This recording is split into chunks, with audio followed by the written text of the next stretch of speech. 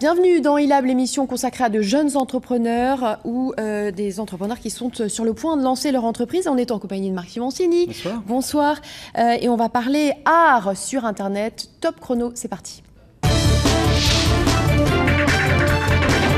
Bonjour, Xavier Tamin, cofondateur de myart.com.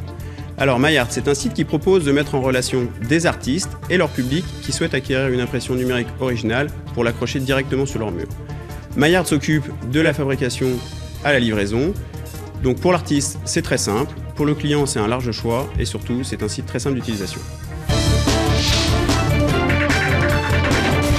Alors ma première question, c'est votre cible. À qui vous adressez-vous, le grand public ou simplement les amateurs d'art ? Alors, on s'adresse au grand public.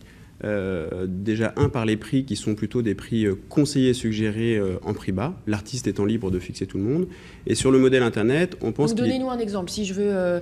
Si vous vendez par exemple un format 50-50, un format carré, Oui. on conseille de le vendre à 49 €.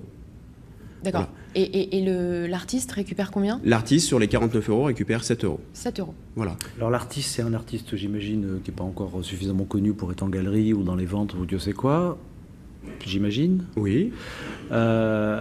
Si j'achète une photo assez chère, c'est parce qu'elle est limitée en tirage. Est-ce que là, c'est des tirages illimités ou est-ce que l'artiste dit, voilà, j'en ai 5, j'en ferai jamais 6 ou pas du tout? Alors, pas du tout l'approche. l'artiste gère ses prix, je disais, il peut mettre les prix qu'il veut, et il gère aussi les quantités limitées en nombre d'exemplaires et dans le temps.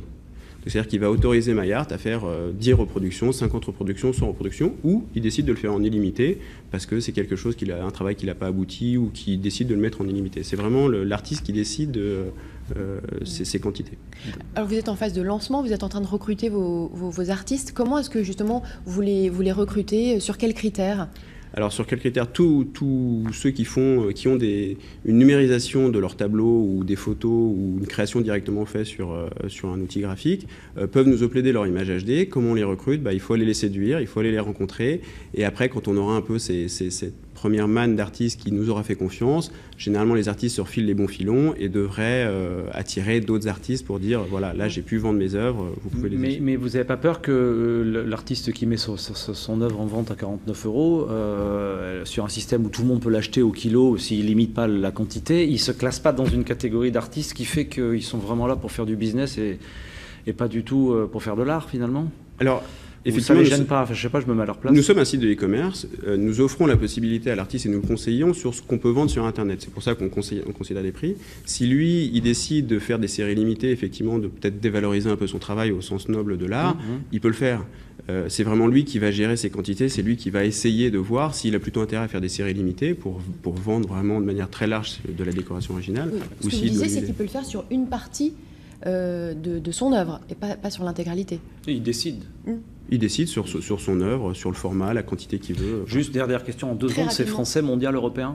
C'est dans un premier temps français, Ok. Et après on peut s'ouvrir européen, mondial. On espère découvrir le futur Andy Warhol sur votre site prochainement. En tout cas, tout de suite, petit bilan avec Marc Simoncini. Merci. Alors myart, on va commencer par les points faibles. L'inconvénient que je vois, c'est qu'il n'y a pas vraiment de sélection des artistes finalement au départ.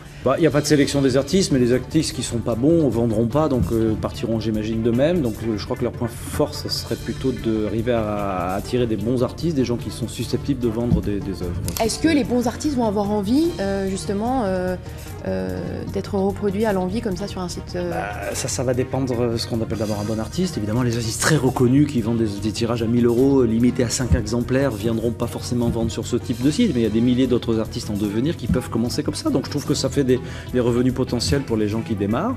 Et puis chacun est libre de vendre ce qu'il veut au prix qu'il veut. Donc le point faible peut-être, c'est que c'est pas les premiers, mais leur site a l'air d'être extrêmement bien exécuté, beau, ce qui est important quand on vend de l'art. Et l'entrepreneur assez convaincant. Et l'entrepreneur a l'air d'être parfaitement au fait de son sujet. Donc, merci beaucoup Marc, c'est la fin de cette émission et tout de suite restez avec nous pour d'autres infos sur iTélé.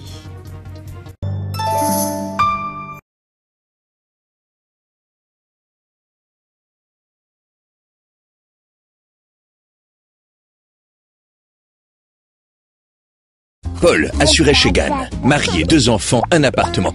Remarié, 4 enfants, une assurance vie. Retraité.